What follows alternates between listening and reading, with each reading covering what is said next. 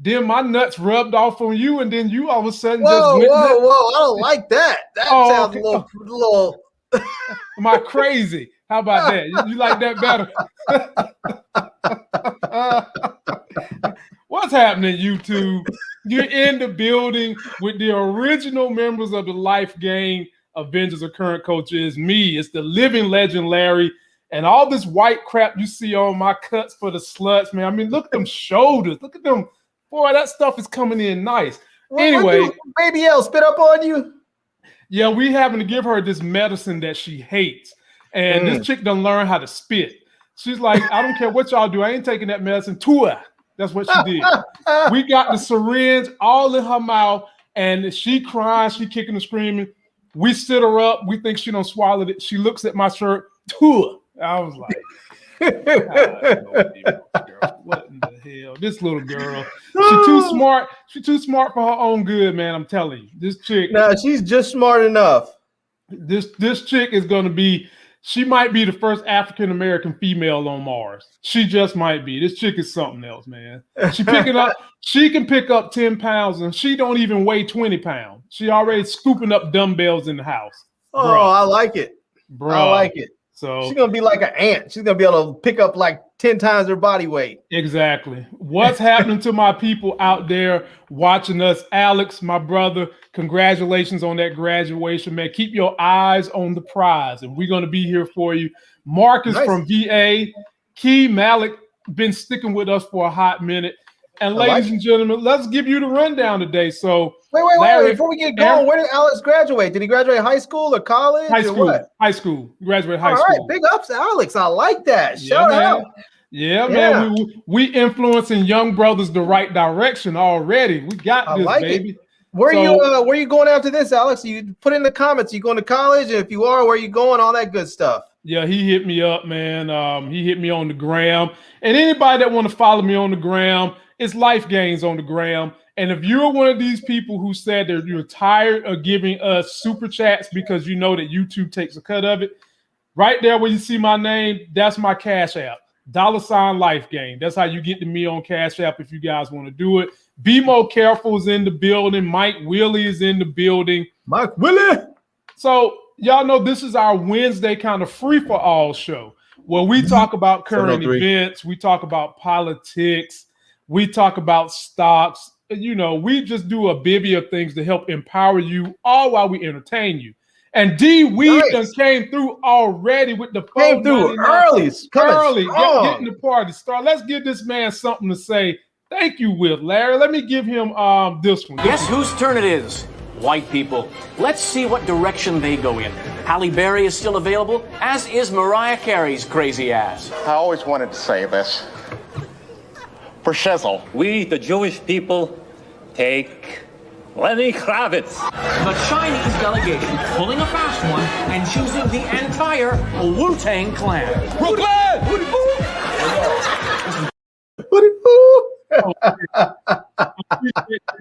Now we done got Mike Willie in the building. Mike Willie coming through.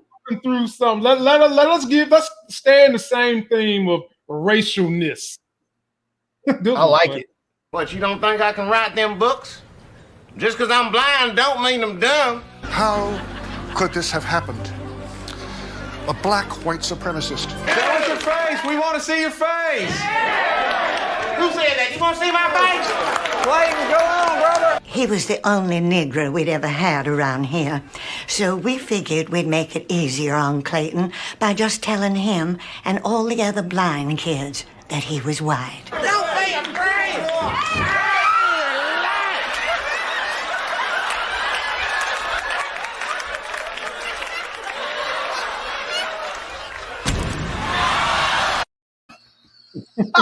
What, you don't think I can?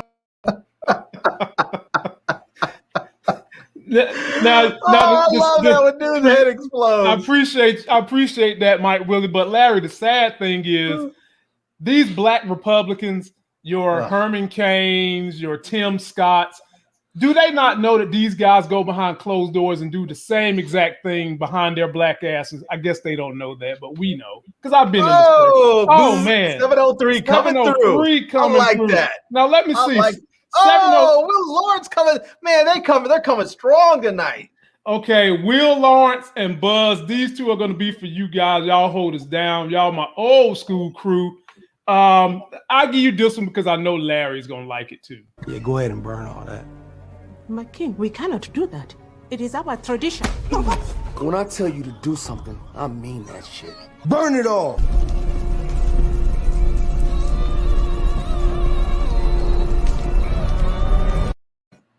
Ain't nothing.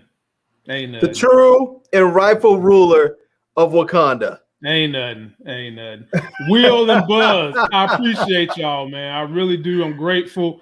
You guys in this audience keep us going, and those super chats do us fine. And let me give you guys what we're going to do on the show today. Mary J. Blige has got a documentary coming out on Amazon. I've got the trailer. I don't know if y'all going to be interested, but we'll take a look at it. Omar Hardwick, y'all know him, famous from Power.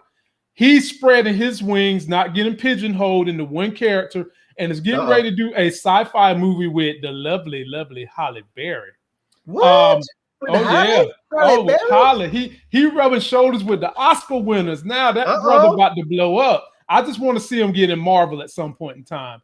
Then, Larry, people want us to talk about the meme stocks. They want us to talk about AMC going to the moon. It doubled in one day today. We're going to talk about that. That's just crazy. And ladies and gentlemen, yes, we do have to talk about the state of democracy in America, something that Anglos created, and now they want to destroy it and turn us into a dictatorship. First of all, we must know our history properly. Anglos did not create democracy in America. It was okay. Well, they took it from someplace else and brought it to America. Right, yes, in America. Do that. I'm speaking strictly American history. All right. They started that, and now they want to turn us into a dictatorship with all these voting restriction laws. And Texas is the latest in a long line of hits, so we got to talk about them. And then, ladies and gentlemen, they all are. And then, ladies and gentlemen, something that might make you laugh, it might make you cry. How would you like to be arguing with your spouse on a balcony and shit just collapsed? She does a triple backflip mount, lands right on her head, and the husband lands face first too from a balcony because y'all argue. Wow. So, Larry, where do we start? Where you want to go at first? I give you option. Do you want to see the couple that fed? Oh, one more thing. We also have a comedian that went nuts and beat up one of his fans while he was performing. I got that footage for y'all too. So, Larry, yeah, man. Yeah. I got it all, man. I got it all. Where you want to start, Larry? Maury Hardwick. I feel like we should just get this ass whooping out the way. Okay. So Larry wants to see the comedic ass whipping that just happened the other day, and it's with the big homie DC Young Fly. Take a look at this, my people. Sit back and we'll discuss it and break it down. You are free.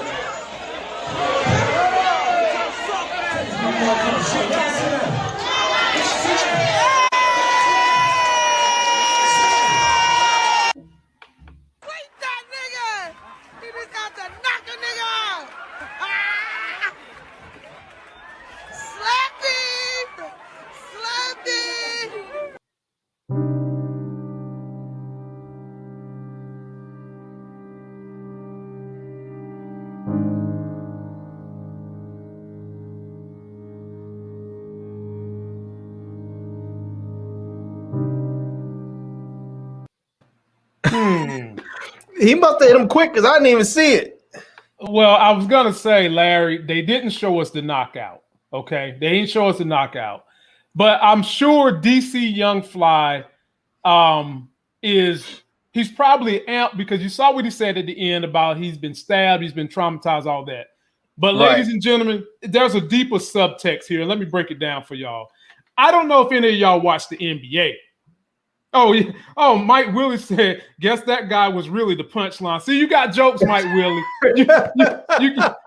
Mike Willie got jokes. Boy, Mike, this show ain't got enough room but for two people to have all the jokes. No, I'm playing, man. Oh, man. But anyway. I guess DC Fly really knocked it out. You know? Hey, man. His jokes were killing. He was killing. He broke a leg for real while he was on stage. Yeah. Talk about break a leg. But anyway, people, if you follow the NBA, a lot of people have been getting out of pocket toward the players. And it's racial. All this shit is racial. Spitting on players, throwing water bottles at players, calling them the N-word, throwing dumping stuff at them. Popcorn on them. Dumping popcorn on Russell Westbrook. And it's just pure, unadulterated disrespect. And Larry, you know I'm going to blame this right on President Trump for getting these people riled up to the point where they think they about it now. They really they don't realize that you can get touched. Like you can talk all that smack when you're online. You can get up on Parler and talk all that craziness. But when you take it into the real world, there's real world consequences. Exactly. And I feel like, DC Young Fly has seen these attacks. And I don't know if the person in this situation was white or not because he got knocked out so fast. He hit him and must have punched him in the Ant-Man from the Avengers. He just said, phew, shrunk. Like, what the hell happened? You went subatomic. But Larry, put yourself in the situation of being on stage. Your bodyguards aren't there, and somebody's able. Because that looked like that was more like a restaurant bar. That didn't look like your main arena because the fans were so close. If you was a comic and somebody tried to rush the stage, what would you have done? Oh, he would have got touched, no doubt. Dude would have got touched. And it looked like a typical sort of comedy club where it's small, it's intimate, the people are right there, and right in front of the comedians where somebody, if they're not acting right, they can very easily jump up on stage and try and get at you. Mm-hmm. And so, we've been seeing all these reports. We saw a report of that woman, that flight attendant on Southwest who got 2 of her teeth knocked out because some crazy Karen went and punched her in the mouth a bunch of times. We've been seeing all kinds of stuff where people have literally lost their minds. They've been locked up. They've lost their social skills because they haven't been dealing with other people on a regular basis. Mm-hmm. Some of it is with Donald Trump up there gassing these people up, making them think that they can go out there and say and do anything without any consequences. Yeah. And they have to remember, like, they may be thinking, oh, I'm special, I'm white, the law is not going to get me. You don't need to worry about the law. What you need to worry about is that individual right in front of you that may put a hole in your body, Or they're going to give you that 2-piece and a biscuit. Yeah. So I think it's just a lot of people out there now that have lost their social skills and they need to get them back. Right. And some people are just, we're in a very divisive, time in this country right now. And a lot of people are just out there saying and doing whatever they feel like they want to do. And that doesn't play well with everyone. Like dude said, he's from the streets and he stays ready just in case. And dude tested him and he got touched. Yeah. Nothing else to say on that one, except for go check out DC Young Fly. I caught him in Greensboro. Dude is hella funny and he's approachable. So I had a chance to see him and get close to him. So I'm assuming that whoever rushed the stage must have really been threatening because DC Young Fly is very approachable. And I will say this: if you go to a comedy club, unless you just want to get filleted, don't go up there trying to don't try and mess with the comics. Don't get up there and try and what do they call it? Don't try and heckle them because I can tell you right now, first of all, they have a microphone. And you don't. Right. And next, their career, their whole job is to be funny. Mm-hmm. And yours isn't. Your job is probably to go and be an accountant or deliver packages off of a truck or teach school or something. You are doing something else besides making people laugh. And the last thing you want to do is come at a comedian in his space, in his time, while he has a microphone. You will get clowned, and unless that's just what you're looking for, I would just go ahead and laugh and keep the jokes rolling. I'll say this. I've been known to sit in the front row. I don't heckle unless you heckle me first. And I ain't scared to pick on no comedian. I done got into it with DL Hewley. Now, me and him, we good. It wasn't like we got into it on some I hate you, you hate me. But we got into a back and forth about jokes. He was talking about my shoes and I was talking about his hair. And he thought it was funny. I mean, he to the point where he kind of got choked up on stage. And then afterwards, you know, he came and dapped me up. And then he got the last word in because, like you said, my Larry, he got the mic. So of course he got the last word in. But I had him laughing. So it is what it is. Check out DC Young Fly. Be sure to subscribe to my channel, Larry's channel. You can shoot me a cash app at $Life Gains if you don't want to super chat. And you can super chat. Larry, where we going to go at next? You want to go Halle Berry or Mary J. Blige documentary? You know, let's go with Mary J. I love me some Halle Berry, but you know, sometimes there's something to be said for delayed gratification. Oh, okay. Yeah, I know the women love that. Here we go, ladies. Amazon is doing a documentary with Mary J. Blige, a more in-depth documentary than what you've seen before. Let's take a look at the trailer and let's see if it's going to give us something we haven't seen. Ooh, going down. The only thing I think that kept us guided was the music. My whole world's upside down. It just saved you.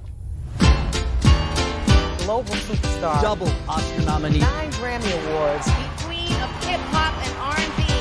Mary J. Blige. Real love. Nobody sounds like her. When Mary sang, I heard the pain of a generation. In the neighborhood we lived in, it's like prison. There was a lot wrong and there was a lot I needed to get out. That's why I had that pen. Sleep don't come easy. My life is probably my darkest album. At one of the darkest times I've had. Most of the times I was just depressed and didn't want to live. I had it all inside and I was able to sing it and write it. I didn't know that so many people felt the same way. She made it okay for people to say it's all right to be me. We still don't get to see that a lot, you know? Still. Ooh, baby, I'm going down. If you're here tonight and you're a Mary J. Blige fan, I'm going down. you have been tested, you have been tried, My whole world's and you have been proven.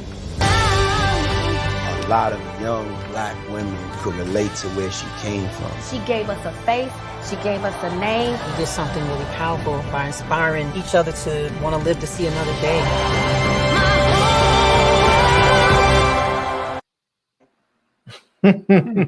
Okay. That looks like it'd be pretty good.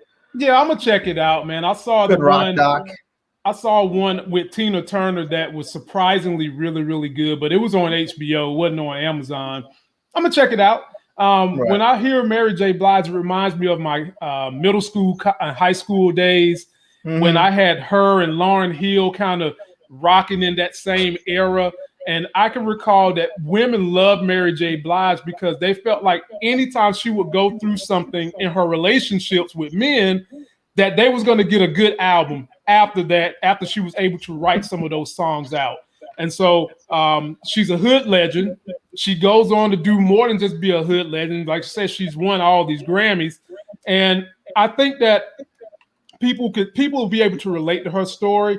And if she's going to get into the nitty gritty of some of the mental abuse, the physical abuse she dealt with some of those boyfriends and husbands, it's going to be a teaching moment. So yeah, I'm gonna see it. I'll probably watch it the first day it come out. Big Larry, what you think? Yeah, man, I'm gonna watch it and check it out. It seems like it's gonna be good. I like music documentaries. They're always fun, and you get to see stuff you didn't know about the artist that you like. And Mary J. Blige has, at least as far as I've known, she seems like she's had an interesting life. And she doesn't always seem to talk a whole. I mean, she talks about it in her music, but I don't feel like I see a lot of interviews and stuff with her talking about, you know, the sort of intimate parts of her life. So I know that she's had some drug issues and some relationship issues, and I've just never understood these dudes. You get a chick like Mary J. Blige and you want to F that up? Like, why? What are you thinking? Larry, You know? Larry, dudes is human too, man. Sometimes you get relaxed. Sometimes you get complacent. Sometimes but these dudes are getting ignorant, man, putting hands on people and being mean. I'm like, you can't do that. You shouldn't be doing that to nobody, technically. Right. But let alone the person that y'all live in the same sanctuary together. It's supposed to be a sanctuary to get away from the outside world doing these things to you. And then you got to come home and deal with that. You know, and I think that I know a little bit of her story, and she might get into how, you know, it starts out as verbal abuse, then it turns into physical abuse. But the thing that keeps you crippled is the verbal and emotional abuse that, you know, keeps you crippled more than the physical abuse because you feel like you can't get away. So I think that she can portray that story through this documentary. I think it'll be good. And I'm going to give a recommendation too, Larry. If you haven't seen the Teddy Pendergrass documentary, I highly recommend it. I mean, that thing is great. Like Larry said, these music documentaries can be real good. And those two, I recommend Mary J. Blige. We will be checking you out because we get to see a better side of you than what we see on Power Book 2. Oops. Right? Oh, man. I ain't mean to let that. I don't know what I'm saying. Never mind me, Mary J. I love you, my sweet rock switcher.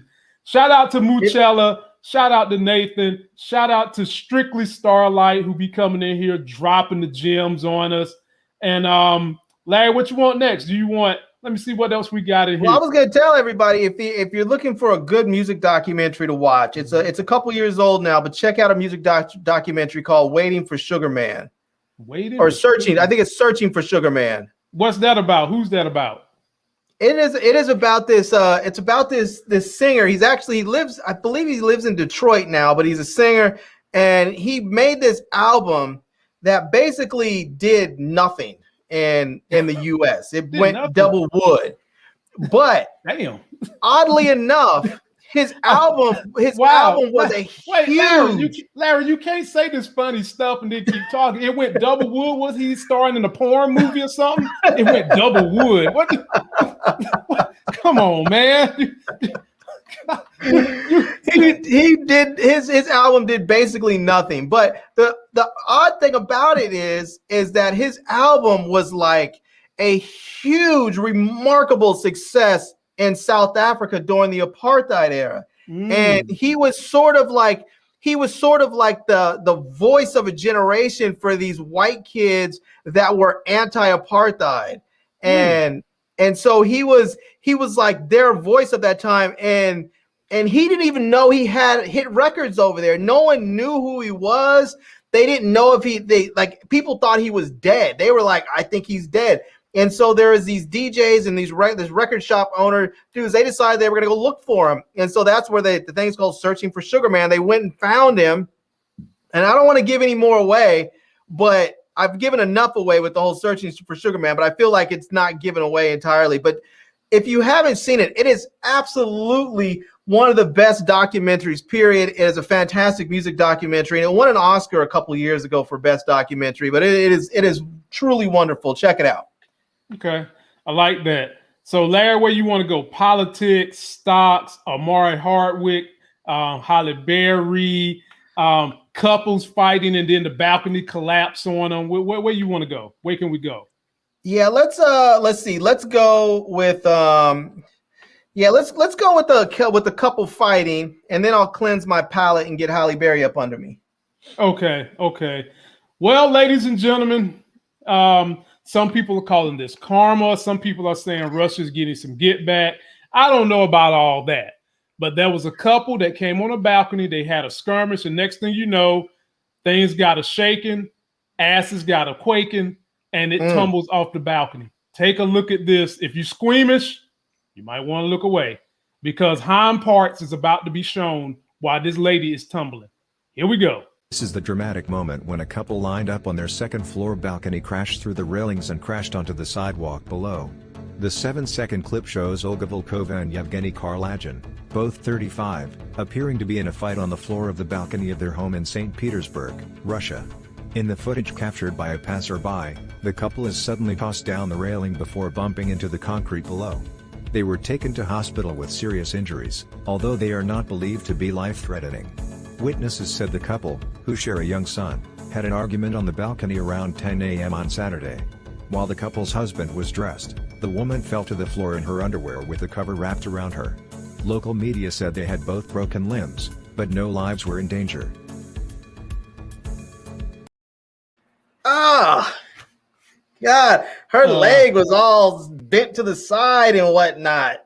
Man. Can you remind me never to argue with anybody on a balcony pushed up against the rail? You can forget that.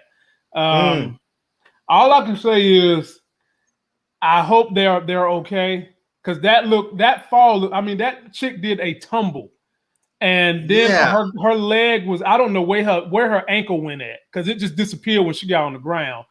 And I was sitting there, Larry, hoping like hell that table that fell off. I was like, please don't let the table hit him on top of that too. Man, I know that would have been insult to injury. Yeah, just insult to the injury. But Big Larry, what do you think about that, brother? Man, I'll tell you right now, whoever owns that building, they need to go up there and replace all that metal, because I'm assuming all that metal was like brittle and rotted out and it just broke through. But man, they had that in slow motion that you could see the dude falling, putting his hand down like he was trying to break his fall. And part of me was thinking, don't do it. You're going to break your wrist and your arm. But then I was like, better breaking your wrist and your arm than breaking your spine if it hits first. Man, I was like, I mean, luckily they weren't too high up, because they could have been on like the 8th or 10th floor or something. Yeah. They probably would have been dead at that point. But I'll tell you one thing. You look at something like that and you realize just how, on one end, how fragile the human body is, and on the other end, how incredible durable it is. Because they hit hard as hell, man. They should be done for. And they're like, yeah, they have some broken limbs, but nothing's life-threatening. I mean, Larry, gravity is just as undefeated as Father Time. It don't matter who you are. Gravity ain't playing with y'all long as Gravity is undefeated. Undefeated, man. And that sounds like a t-shirt. Hey, it is, brother. And when I see stories like this, it gives me flashbacks to my freshman year at Shaw. And when I was at Shaw University, right before I withdrew from the school, the guy in the room next to us jumped from the window, and we was 8 stories. He survived for about 24 hours before he died, because he had mental health issues back in 2000 when I was in college, and it wasn't a cool situation to talk about then. I don't know what he was going through, but he jumped from the 8th floor window. We sitting, me and my 3 roommates is sitting looking out the window, because the girls' dorm was right at the thing. So we looking, and we just see a human just tumble, and then we hear, and we look down, we like, the fuck? And wow. But here's the weird thing from 8 stories, Larry. He stood up and then passed out, and that was it. Wow. Yeah, it's crazy. That is crazy. That, it's funny. I saw another video just recently where there was I think it was in like Greece or somewhere in Europe, and there were people out there partying, and they were saying it was like I guess people had been vaccinated or something. They were all excited to get out and party. So there was probably like 30, 40 people on this balcony, and the whole balcony just dislodged from the side of the building. They were on a beach house, and the whole thing just collapsed and fell into the rocks down below. So luckily they weren't too high up, so it didn't look like people probably got killed, but it would look like something else. It looked scary. Yeah, and Europe just unveiled a sky pool where it's a bridge that connects from one skyscraper to the other one, and in the middle is the pool. So if you down below, you can see people's legs dangling in the pool. I ain't getting on that thing. When we take our European trip, I'm not getting up there. I'm not letting nobody get up there, because stuff like this makes me worried. Yeah, I'm sorry. Yeah, I'm not a big fan of that kind of thing. Yeah, me neither.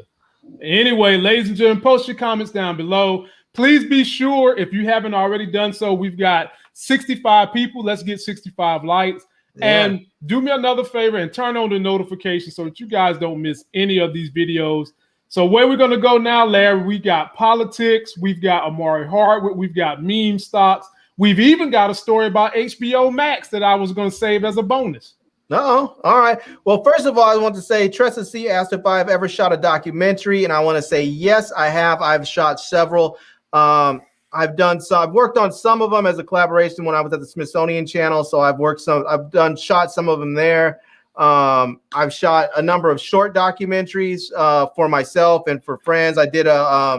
I worked on a couple of documentaries with a couple of classmates. Once we graduated, we did one on a boxer who had fallen. He was an Olympic bound boxer who got mixed up in drugs and stuff. So we shot a documentary about his life, and we did another one on gay people who had been married and had, they came out later after they had been married and sort of blew up their life and the lives of the people they were married to. So I've worked on a few of them. So yes. Anyways, let's go ahead and get that. Let's get that Russian story out of our palette with a little bit of Halle Berry. All right, ladies and gentlemen, comment, subscribe, turn on notifications, super chat if you want, or you can cash out. Right down there it says Life Gains. So you guys are very, very familiar with Omari Hardwick. If you don't remember him from Power, I got a clip for you. I already went inside for some shit I didn't do, okay? I'm not doing it again. Now, if I say I did it, we all lose. If I'm in Albany, we all win, including you. In case you catch a case for killing Lakeisha. I don't know what you're talking about. Okay, let me refresh your memory. I sent you over there, and Lakeisha ended up dead. You sent me over there, but Tommy blames me. How the fuck could he not? You pulled the trigger! So now he has put down being Ghost, and I'm actually happy for the brother, to be honest with y'all, because he's finally getting the pub he needs to do these major box office movies that he wants to do. And he's about to star in one with Netflix, starring Halle Berry, called The Mothership. Let me read it to you guys. It says right here, Power star Omari Hardwick has joined Halle Berry in The Mothership, a sci-fi adventure featuring hailing from MRC Film, Automac, and Netflix. Written and directed by Matt Chairman, the film sees Halle Berry portraying the role of Sarah Morse, a woman picking up the pieces following a mysterious disappearance of her husband when she discovers an extraterrestrial object beneath her farmland home. Sarah and her children race to decipher, and for those of you who don't know what decipher means, it means to find the meaning of the connection between the strange object and her husband's disappearance. The film will be produced by Fred Berger and Brian Kavanaugh Jones of Automic and executive produced by Danny Stillman. Halle Berry is no stranger to sci-fi, starring as Molly Woods in the short-lived CBS television series Extant. Also, The Mothership isn't the only sci-fi film Berry has starred in. The legendary actors will also star in the upcoming sci-fi Moonfall, which is also slated to premiere February. Also in this movie, Omari Hardwick from Power. Larry, they didn't really talk much about Omari Hardwick, so I'm about to think that he ain't going to get a big role. But how do you think these two pair? I think it's a great pairing because the brother is talented, and I'm glad he held his feet to the fire and decided to leave the Power franchise and spread his wings. But how do you think these two will pair up? Yeah, I'm curious to see what type of role he's gonna play, but he seems to be like he's a pretty good actor. The women like looking at him. It's kind of hard to go wrong with that combination. I mean, the dude is undeniably a handsome human being, and he can act. So, I mean, definitely can act. I don't, the thing is, I don't really get an idea of what kind of person he is. Like, there are some people you can get, and maybe this is a good thing, but some, you can get an idea of certain people that you say, okay, this is the type of guy you want in this role. This is the type of guy you want in that role. I don't really get a feeling of what type of role he should be in. So maybe he can play anything. And I guess as an actor, that's probably the space you want to live in, because then you truly can play anything. No one's going to try and pigeonhole you and say, oh, you need to be a bad guy, or you need to be a good guy, or you need to be a romantic lead, or you need to be a monster or a superhero. You can just be anything. Larry, I agree with you. He can do anything. He's classically trained. He went to the same school Chadwick Boseman went to. And then he spent some time on Broadway. So he loves that kind of acting. He can play pretty much anything. He can embody anything. And before he went to acting school, Larry, the boy played a cornerback for Clemson University. So he's just got a doldrum of talent. They said that he actually would play. He actually was with the San Diego Chargers for a bit, but he had a knee injury which cut his career short. Right, he did. I mean, he's immensely talented. I'm glad that he's decided, you know what? I love my people, but there's a broad spectrum of people I need to be putting myself in front of so that I can get a little bit more appeal and not just be stuck as one set, a one-trick pony, in essence, is what he's doing. I'm happy to see him get these roles. If you missed it, he was just in the Netflix zombie film that came out last week. Go check that out, Army of the Dead. Yeah, Army of the Dead. He's in that. His role wasn't very big, but he was actually good in there. Yeah, I mean, look, I haven't seen him bad in anything. Yeah, I haven't. I haven't seen him bad at anything. So he's just getting his feet wet. Like I said, if we really want to get him on the map, Marvel, give this brother a call. I know some roles he can play. And here's a funny thing about that. With his role in Army of the Dead, I thought to myself, and I know people are probably not gonna like this, but I was looking at Batista and I was looking at Omari Hardwick, and I thought to myself, if I was the casting agent, I think I would have flipped them. I think I would have said, "No, I know you auditioned for this character, but we're going to give you that one instead." Mm-hmm. Because I think he would have been better off as the lead. Because not that Batista wasn't okay, but he doesn't have the acting chops that Omari Hardwick does. Absolutely not. Absolutely not. I mean, acting to be a WWE wrestler is totally different from acting for the big screen and the little screen in this type of magnitude. It's totally different. It's totally different. Totally different. And Omari Hardwick can do it. And I know that Batista's picking up steam and whatnot, but I feel like he's sort of setting himself up for failure a little bit, because he's up there saying that he doesn't want to play certain roles anymore because he doesn't want to take his shirt off. He's saying, he's 50-something years old or whatever, and he doesn't want to take his shirt off. He's self-conscious.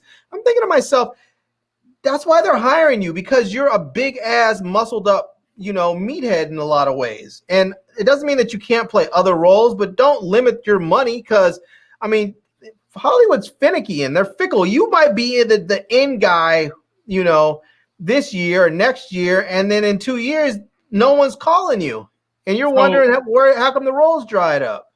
I don't know if this makes a difference for you, Larry, but honestly, he was the same way in the WWE. He has a big fear of public speaking, and he has a fear of stage fright. And he would talk about in interviews he did how it was very hard for him to muster up the mental fortitude to actually take his clothes off, even though he looked great. He's admitted he used performance enhancers to get where he was at. And maybe I think what's going on with him now is, Larry, when you come off that crap, right, it don't matter how hard you work out. The only way you're going to get that same look is if you just diet 24/7, never take no time off from diet. And he's probably like, man, the hell with that. And he needs to go hang out with Dwayne for a while so he can keep his thing going, because The Rock stays on some thin-skinned steroid juice.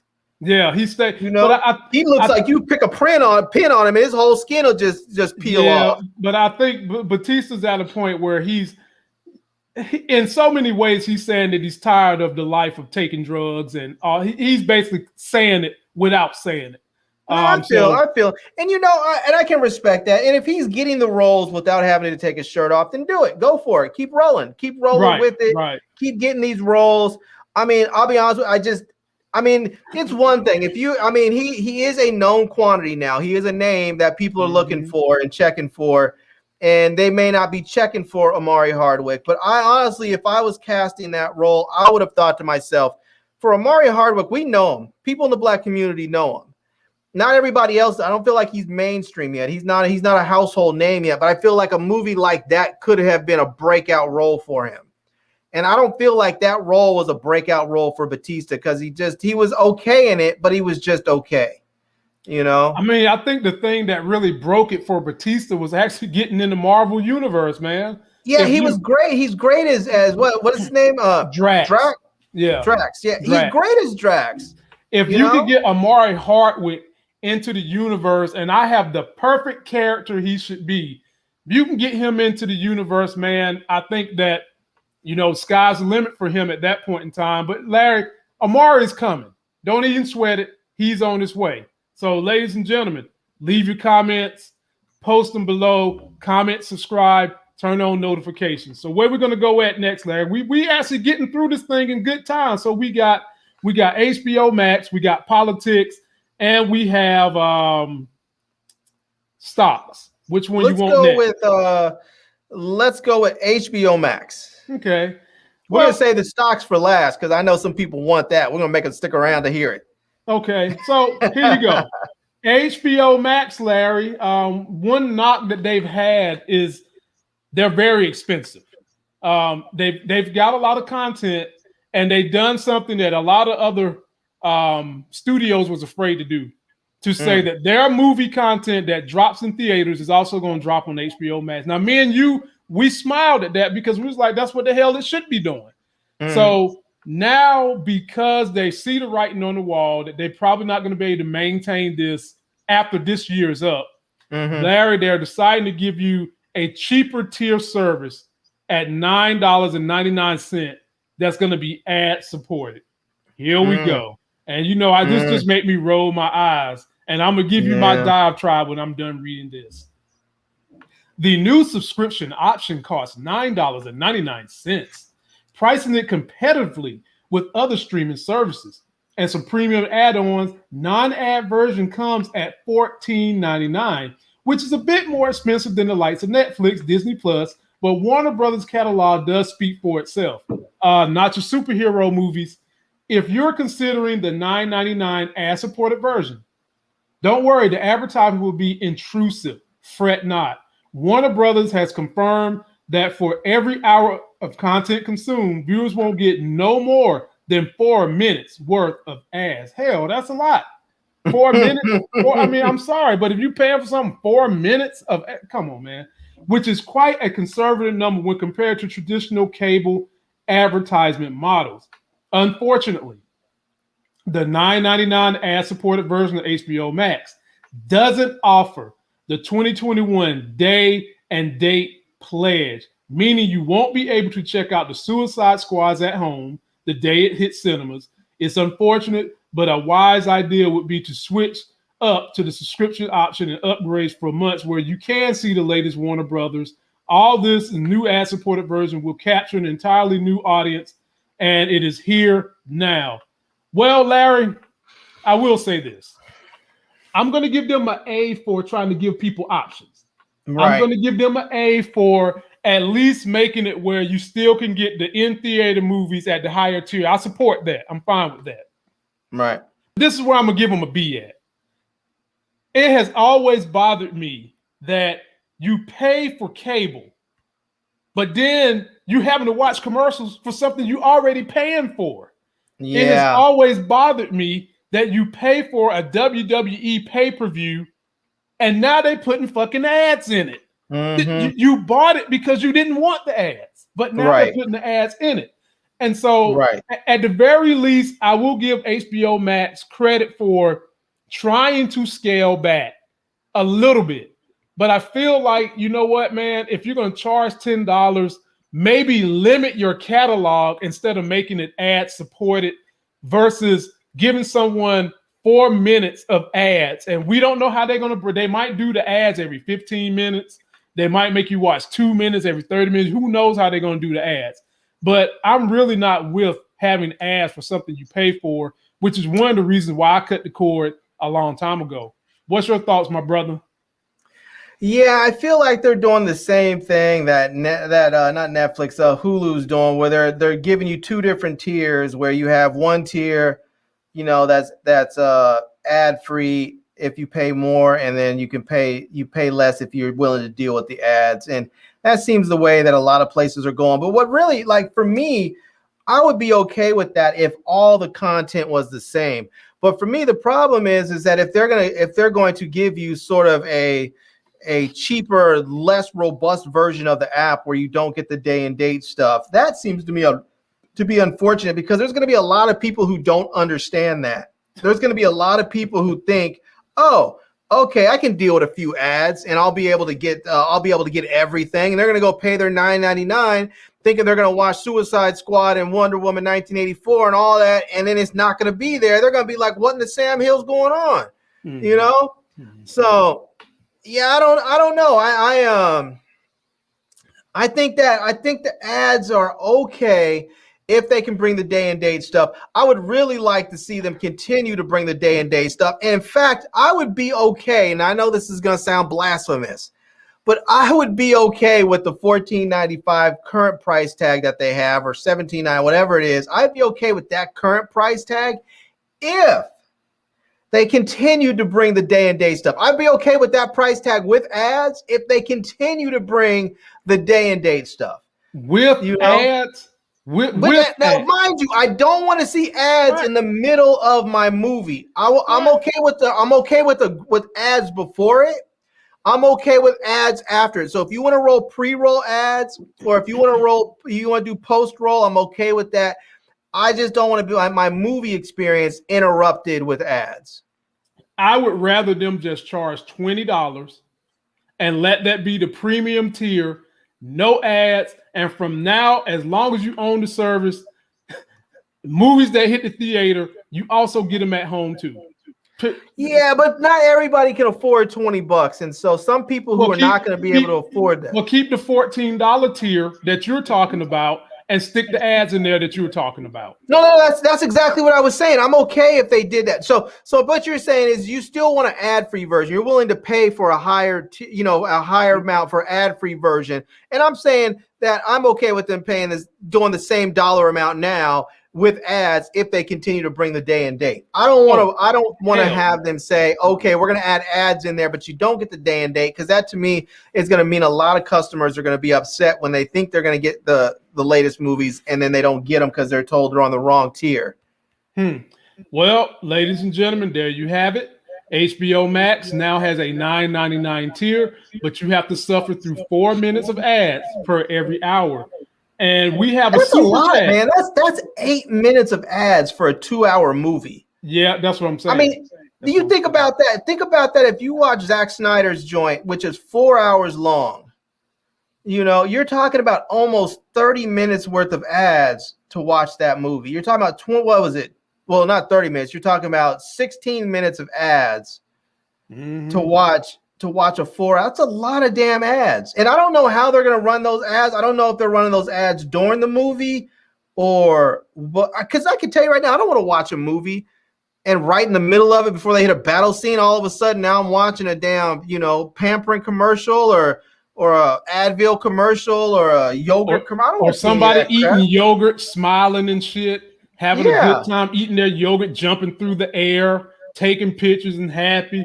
I don't want to see that. But Larry, we got a super chat. It'll take you out of the experience. Yep.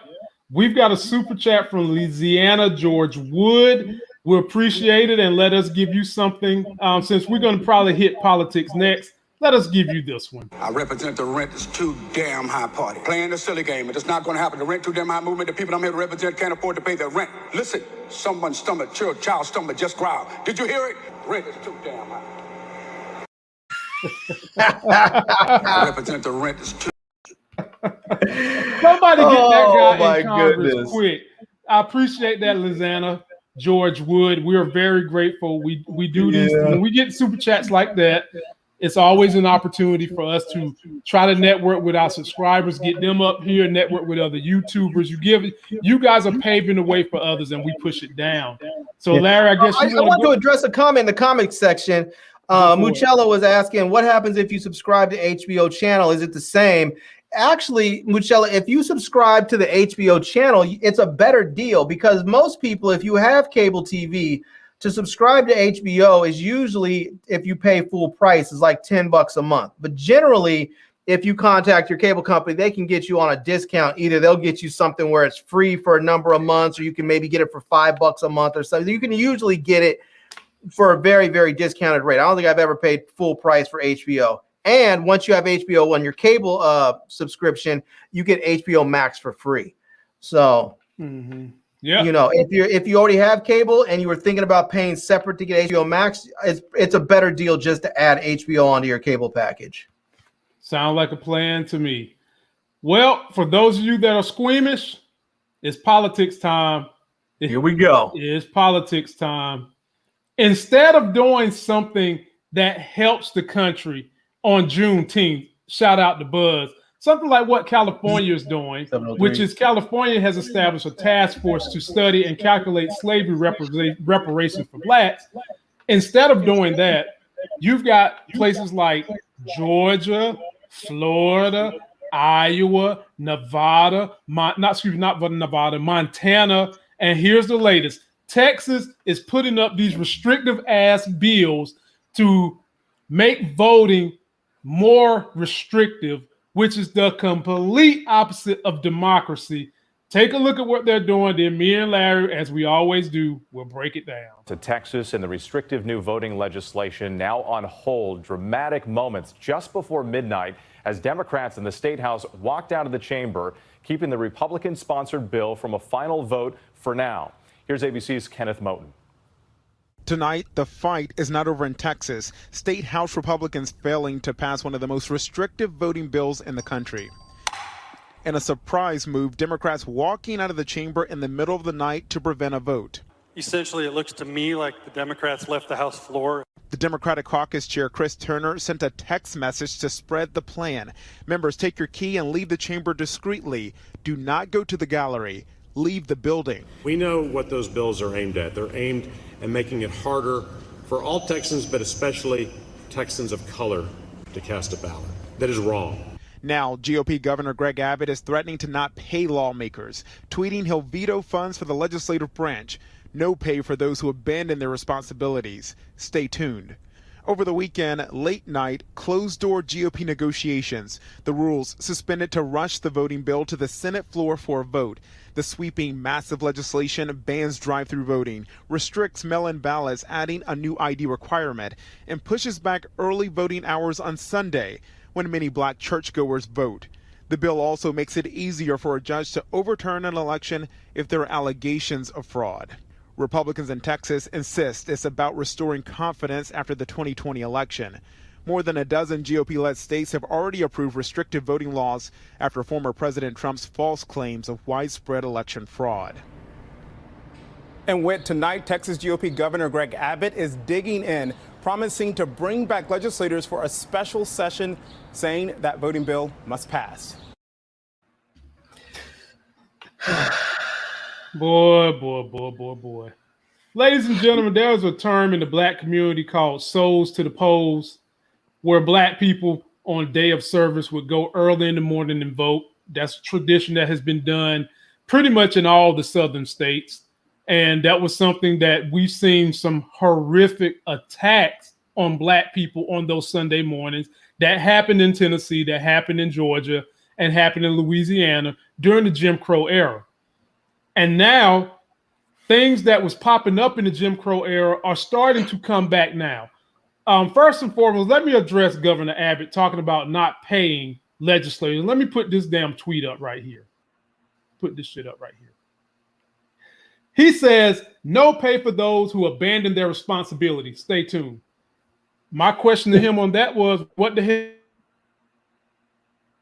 Cruz, when natural disaster, his ass went to Paris, Mexico, wherever the hell he went at, and tried to pretend like he was going for his daughters. I've been saying we need to restrict lawmakers' fringe benefits to compel them to do the will of the people. And I've been saying we need to get lobbyists and dirty money out of politics. But I'm going to digress. Let's get back to the bill at hand. Here's another ticker for you, Larry. The bill bans drive-through ballots. Who does that hurt? It hurts your damn grandparents. And especially our people in our community.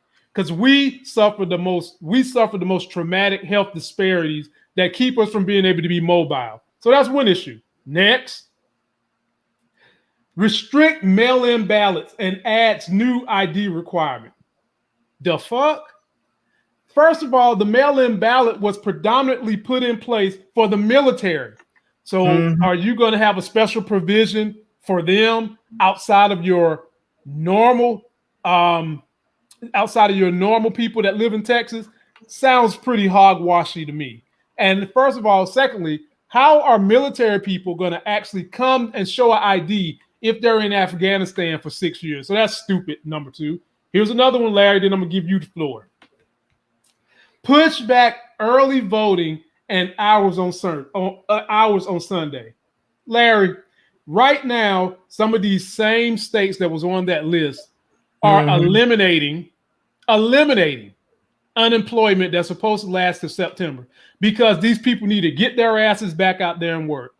And there's two problems with that, Larry. Number one, childcare, because there are a lot of single-parent homes. And number two, no one should be going back to a job after dealing with Corona that is paying you less or equal to unemployment in the first place.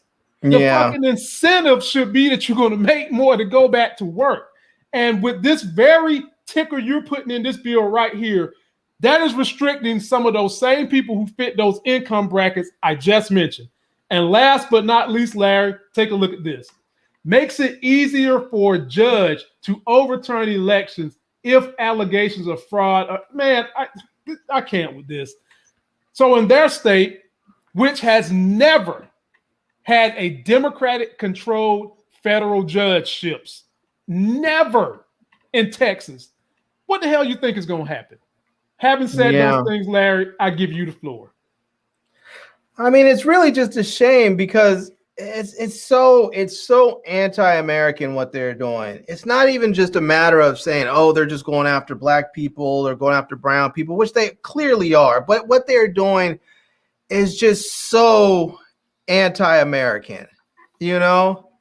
And it like Trusted C says, this is all election aftermath, and it is normally what happens. And I was listening to someone. I'm not going to take credit for this paraphrasing, but somebody that I was listening to on TV today, they said normally what happens is when an election happens and one party loses, they say usually they go back to the drawing board, they look at their policies, they look at some of their candidates, and they make changes to the policy, they make changes to the candidate.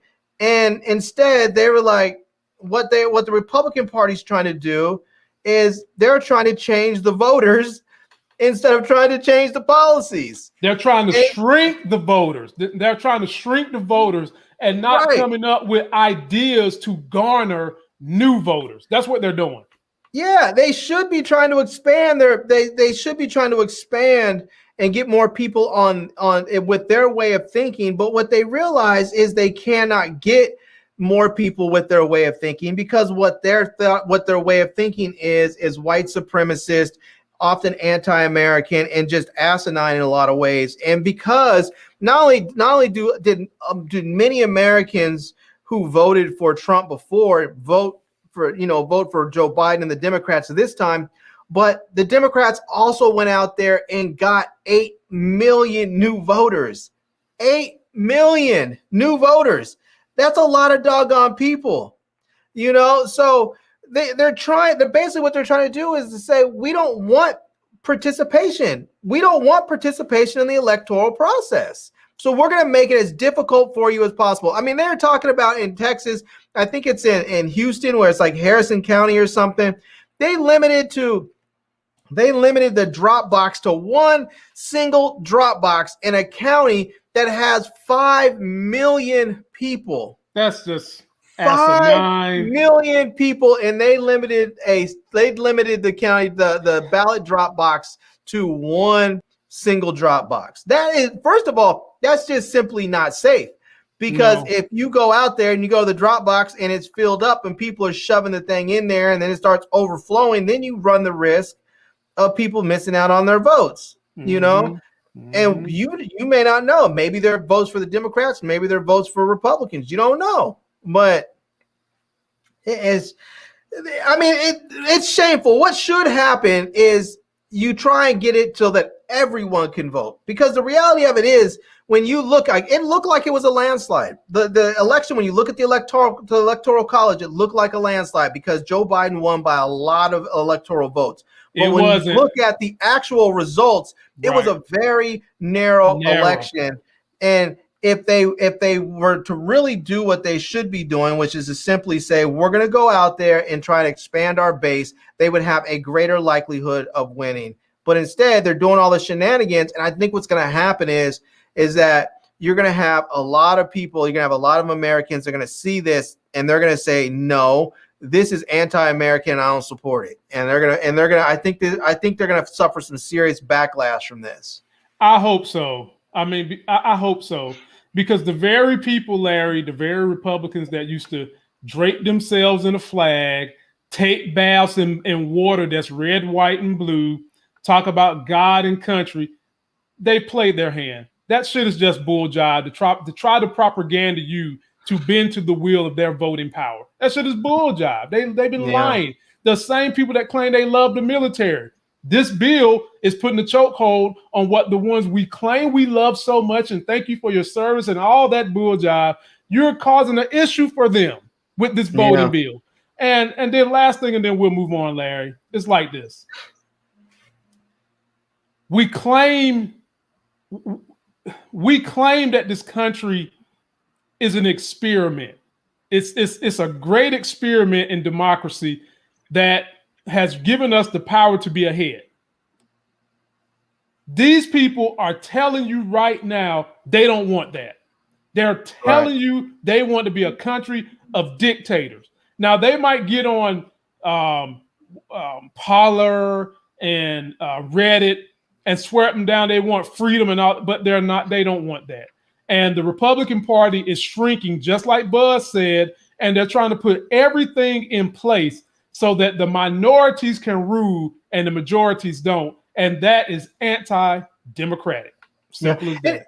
And here's the scary thing about all of this is that, you know, Russia has had their hands in this for a very long time, as far as getting out there with all of their internet hackers, all their psyop stuff, where they're basically trying to wedge gaps between Americans and cause more divisiveness.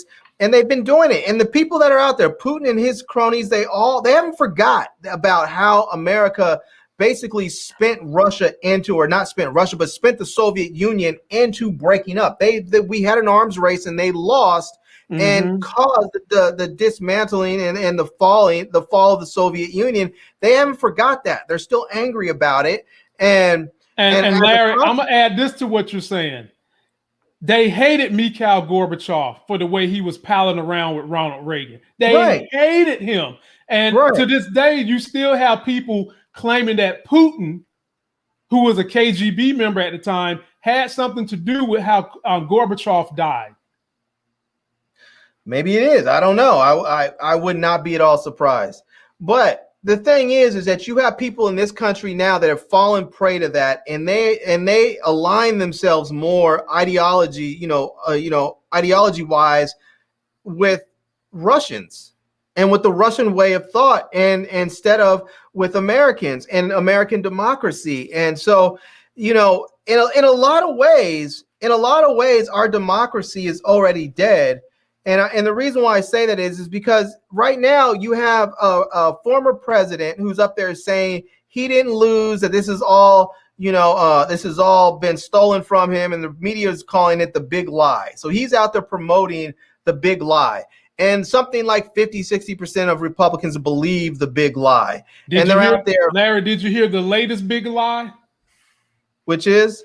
He's going to be reinstated in August. Yes, I heard that ridiculousness today, that he's supposed to be reinstated in August. So all this stuff is crazy. But the problem with this is that because you have all these people, this mass amount of people that don't believe in the results of a true fairly democratic election, what happens is that when 2024 comes and we have our next election, if Joe Biden and the Democrats win, the people on the right are going to feel like this is illegitimate, that the election was stolen again, and he shouldn't be there, and they're going to be angry, and they're going to want to fight.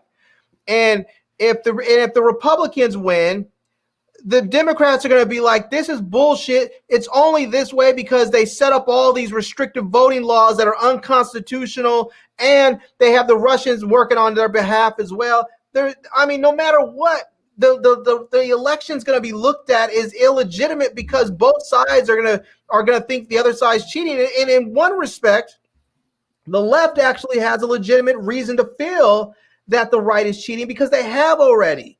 And they've already cheated with Russia. They're already cheating. They're cheating what they treated with them in 2016. With they treated. Excuse me. Yeah. In 2016 they cheated again in 2020, and and now they're up there trying to pass all these restrictive laws that are unconstitutional, and they're probably timing this out so that they can get the laws passed so that they can't even be contested in the Supreme Court until it's too late, Not to mention all the gerrymandering they do.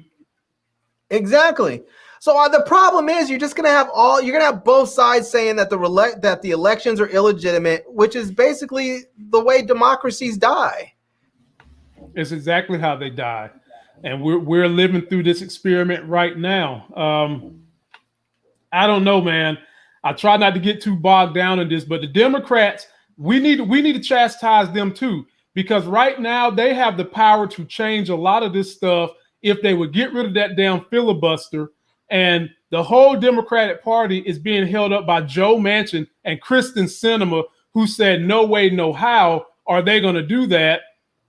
And I'm sitting up here like, okay, first, you're saying no way, no how, when we tried to get a commission to investigate the insurrection, and that's not important enough. That was a direct threat to government. And then Biden is trying to slip them in to get rid of the filibuster because he understands what the hell is going on with the Supreme Court and passing a bill that will prevent these states from doing this restrictive voting bull jive. And so at the same time as Democrats scratch their heads when they get these ass whips, it's because sometimes you guys allow this stuff to happen because you don't fight as dirty as they fight. And then what I'm talking about, getting rid of the filibuster, that's not dirty fighting. That's fighting with the power that you currently have. And they need to make that happen. It just needs to happen. And if you don't want to get rid of it outright, there are other things that you can do. You can suspend it. You can require that filibusters are done, and you can require standing filibusters. Is what most of us, when we think of the filibuster, we think of it and visualize it as a standing filibuster where you have to go out there on the floor of the House or the floor of the Senate. We're talking about the Senate in this case. You have to go to the Senate and you have to stand up there and you have to talk and talk and talk and talk for hours. And it used to be that it was the point of ridiculousness where you would have senators up there wearing diapers and they would get up there and they would read bedtime stories and they would recite the national anthem. Some people would get up there and read Bible verses. There was a guy that got up there and read Curious George books. That you just have to keep talking and talking and talking. And if they want to do a standing filibuster, do it. Other than that, they need to just go ahead and get rid of it if they're not, because if they can't, like the way they do it now, they don't even have to be present. They can hold it up in committee. And so, the current form of the filibuster needs to go. And if they can't get back to the old standing filibuster, then they just need to get rid of it outright. Get rid of it. It has been this filibuster has been the destruction of so many women's rights bills, so many black people bills, so many civil rights bills, so many workers' unions bills, the things that keep the average person equal in society. Filibuster has been the undoing of a lot of those things, and it just needs to go. And trust us, see, me and my wife have actually talked about what it will be like to move to Canada, because she's from Detroit, which is just a bridge away from Canada, and the city next to Detroit is Windsor. And damn near it's basically America without some of the bull jive. And your wife's a doctor. She can go anywhere. It doesn't matter what country you want to go to. They will take her. Just like that. And I'll be right there with Baby L, still making money in the stock market, owning real estate, and doing YouTube. Here we go. Now, ladies and gentlemen, for those of you that have been sticking around for stocks, we have finally made it here. And the focus of this particular clip we're going to talk about is AMC. Oh, look at that. We're out of time, everyone. We're going to have to pick this up on Friday. I'm just messing with you. Yeah, sorry. We're not going to be able to do this with you guys until the trading is over on Friday. Now, here we go. Here it is, AMC and what's going on. Jerry is on the phone now. We were trying to get him on. Pete, you have new calls, I think, in AMC, right? Talk to me about what you're doing, what you're seeing. 74% gain for AMC as I look at my fact set over here. 76%. Yeah. If we keep talking, it may just keep going to the moon.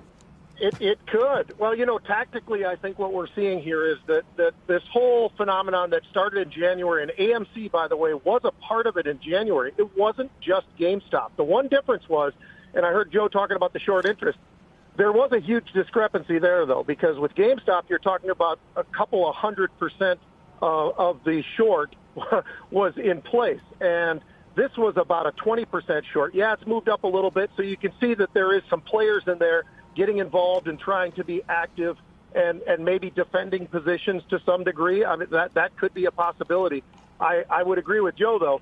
I don't know why you'd want to fight this when you've watched and witnessed what happened with GameStop, and we all watched the price that absolutely just skyrocketed at one point. We were well over $400 a share with that short squeeze. So there is an incredible short squeeze here now. Obviously, it started a couple of probably 3 or 4 sessions ago. We traded over 3 million contracts last Thursday.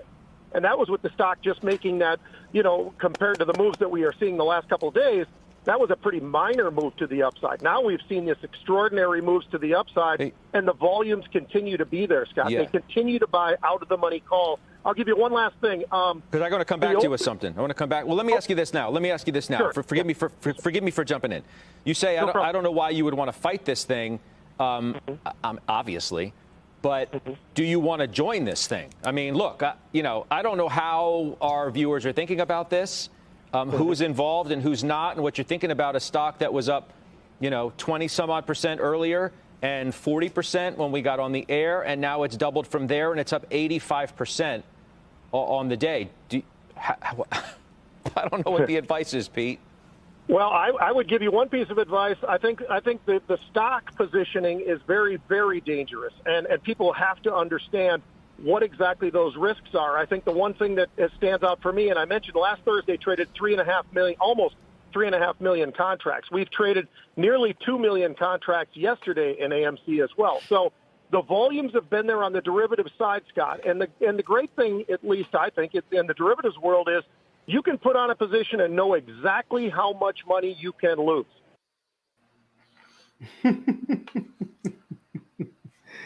Well, ladies and gentlemen, let's talk about the meme stocks. I'm going to just go ahead and tell y'all up front. Let me pull up my portfolio. At this point, only put money in AMC you're willing to lose. So if you want to go buy 1 or 2 shares and hope it makes it up to $200, feel free. If you want to put a call on it, they're very expensive right now. I wouldn't even do that. If I were you, the best play that I would do would be to get on some of the other meme stocks. Your costs, Beyond Meat, they've made that a meme stock now.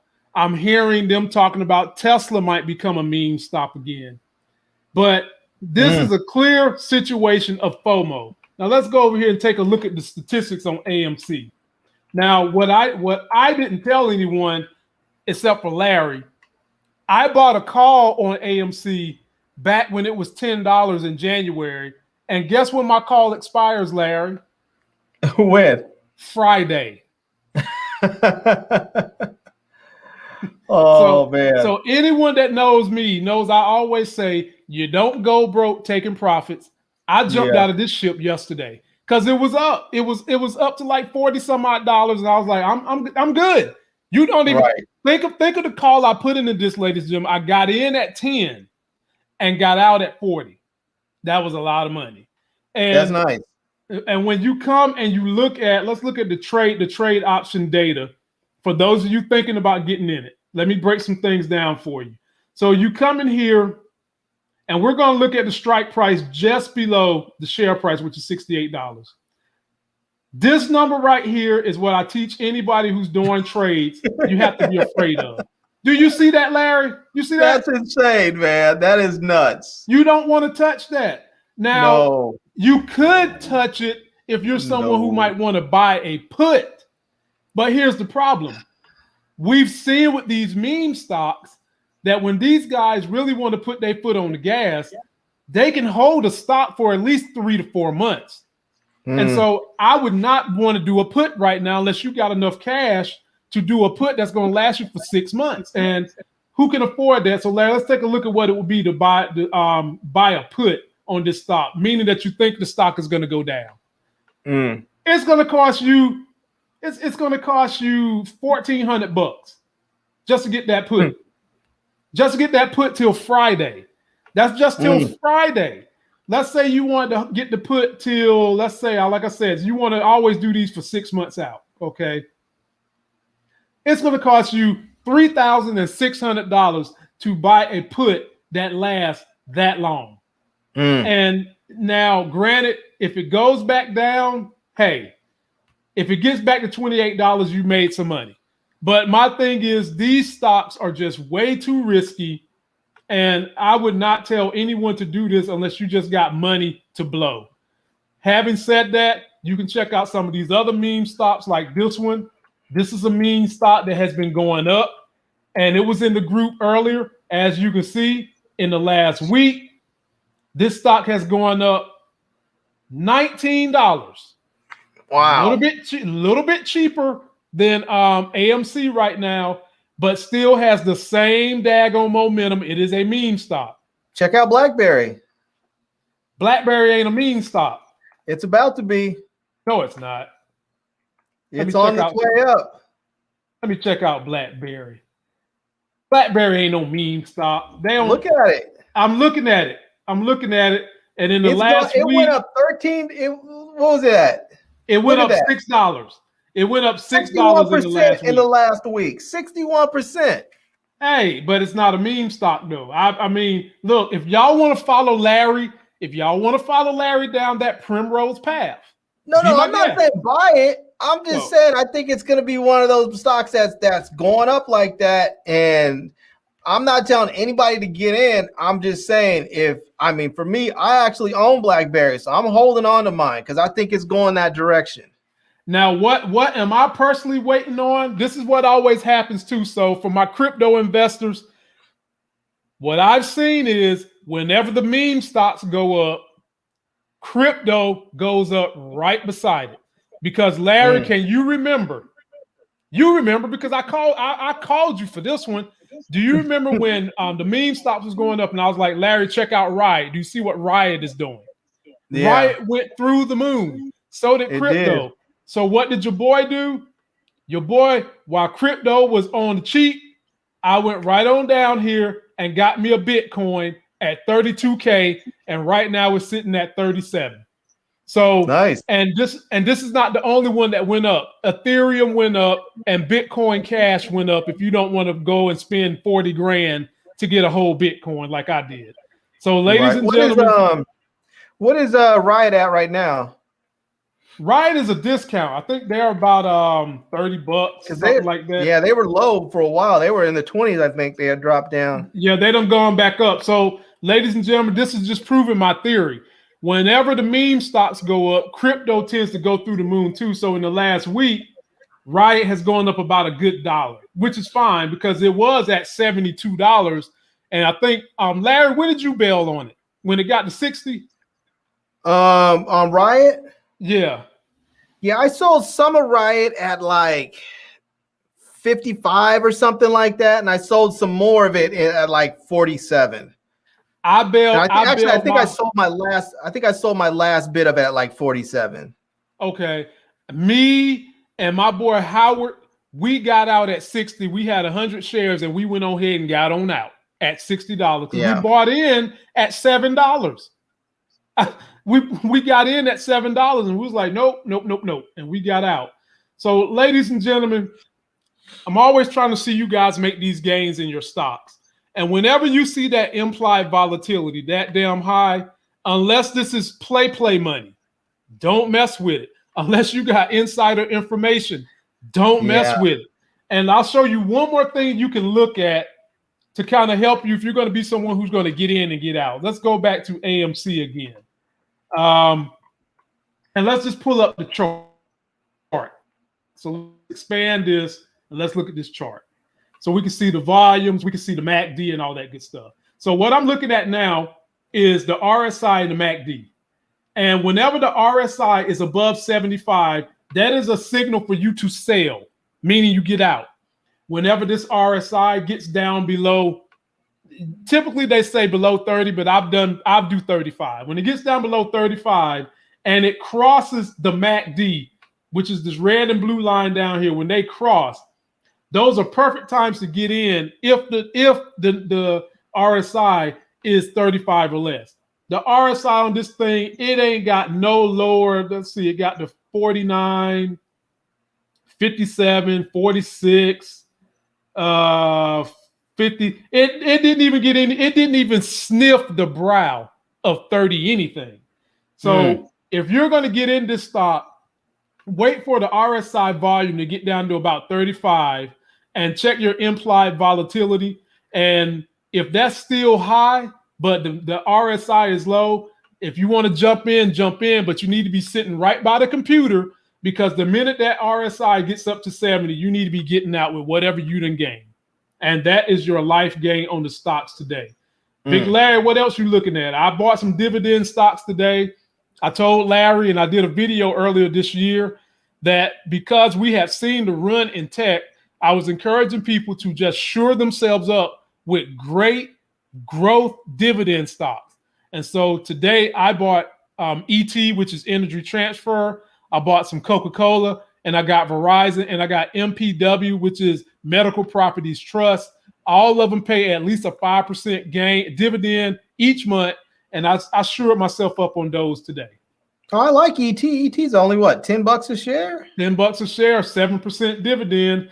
Matter of fact, like let me slide on down here and show these people what it looked like. So let's see here. All this junk in here. Okay, here we go. Energy Transfer, $10 a share.